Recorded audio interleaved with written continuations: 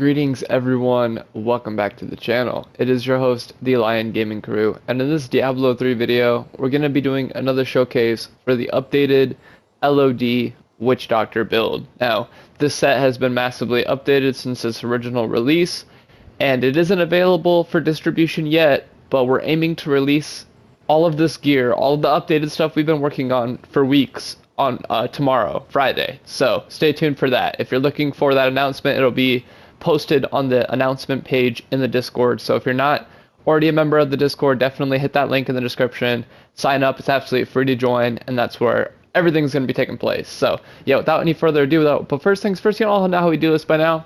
Big special shout out to each and every single one of my subscribers and each and every single member of the Discord community. Without your guys' support, literally none of this would be possible. So truly, God bless you all, and I really, really appreciate you guys.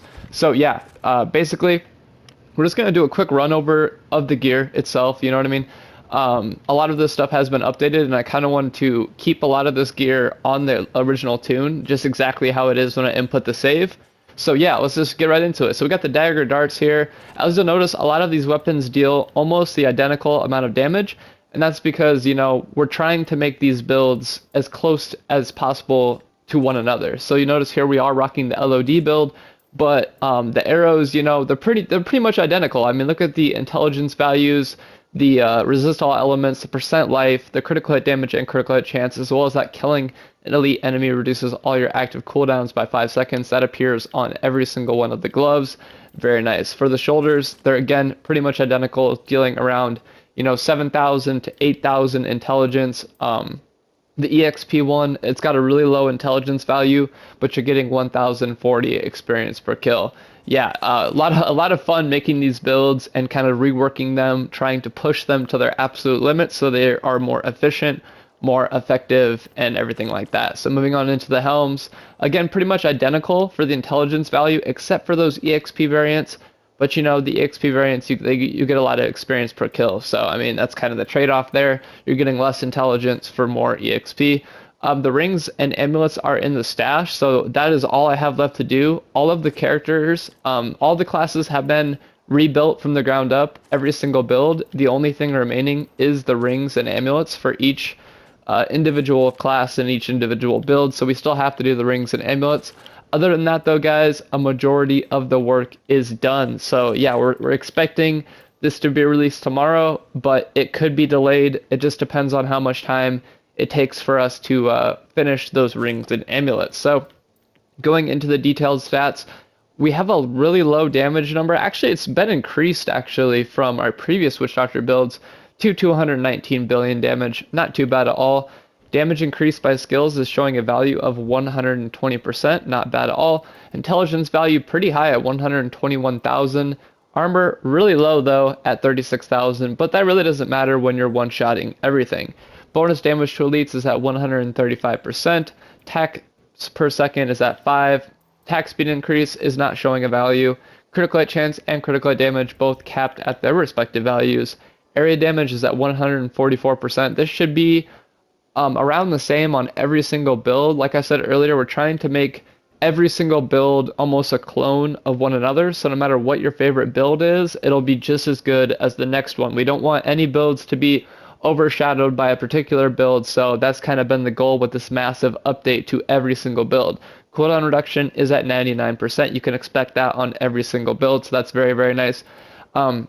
Physical damage increase is 1 billion because of the 1 billion physical skill damage ring, but we're cubing the Stone of Jordan to net us fire damage, cold damage, and poison damage all at 1 billion, which is pretty nice.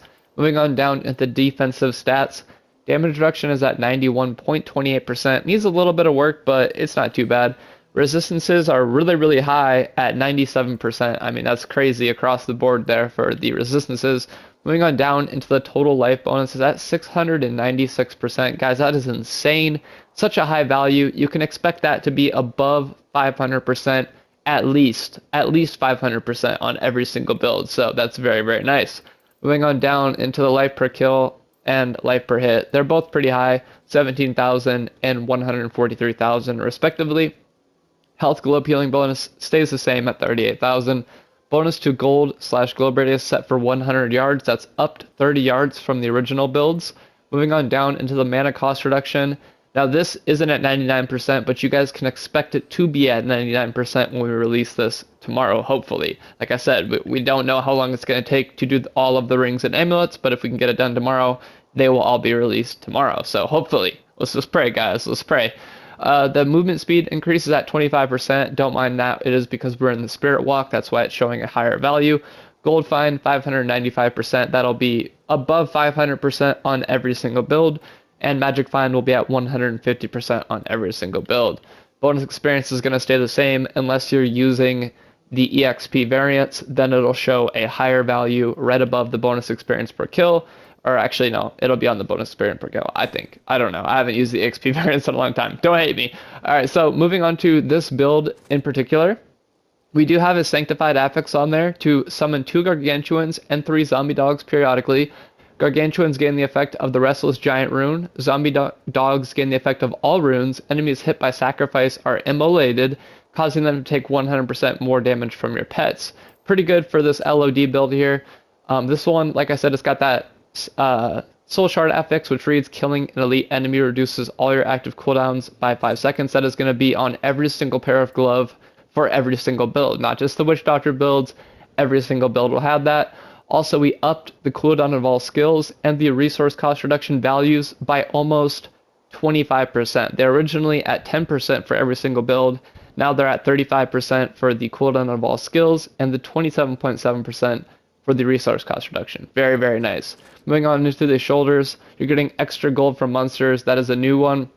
You're also getting percent life. That's a new one as well. And that is on every single build.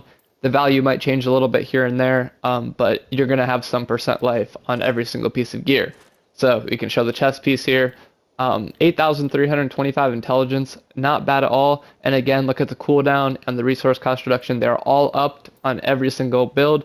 Now, like I said, this isn't just for Witch Doctors. I want to make it clear this is going to be on every build. So very, very nice. For the helms, we have a total life bonus of 126%. It's a massive amount of percent life, and that's really, really going to help these builds, give you more vitality, more survivability, and, you know, just better off overall. Moving on to the amulet. Right here, we needed this one to stay at a higher percent damage value. We're going to have them lower on a majority of the builds that aren't the Witch Doctor class in specific.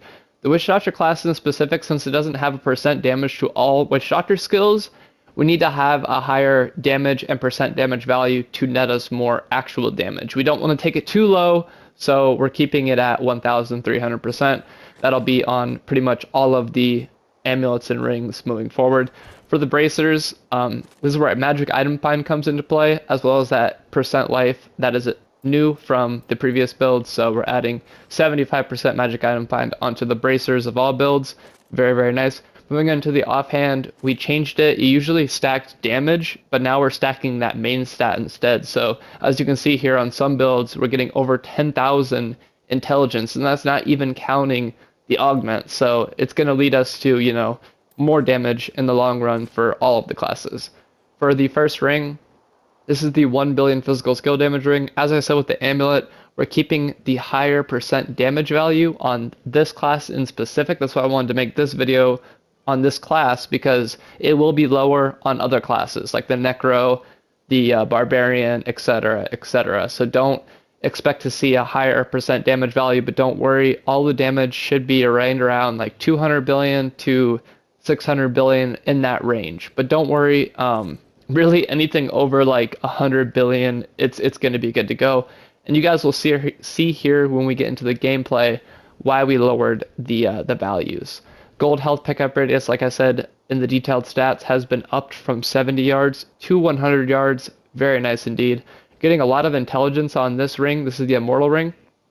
4,000 intelligence, 900% damage, 5,000 regular damage. Not bad at all. 60% life, so, you know, that's pretty nice indeed. And you're getting 200% damage to all decay, voodoo, and secondary skills. That is also on the 1 billion physical skill damage ring. I don't know if it's on the amulet. It is on the amulet. There we go. Okay, moving on into the boots. This is the second piece that has that 75% magic item find. That is going to be on every single boot, on every single build, just to get us a grand total of 150% magic item find to help you guys find even more primals.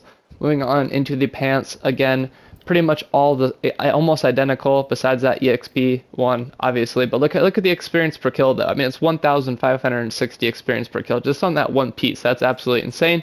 Moving on into the belts.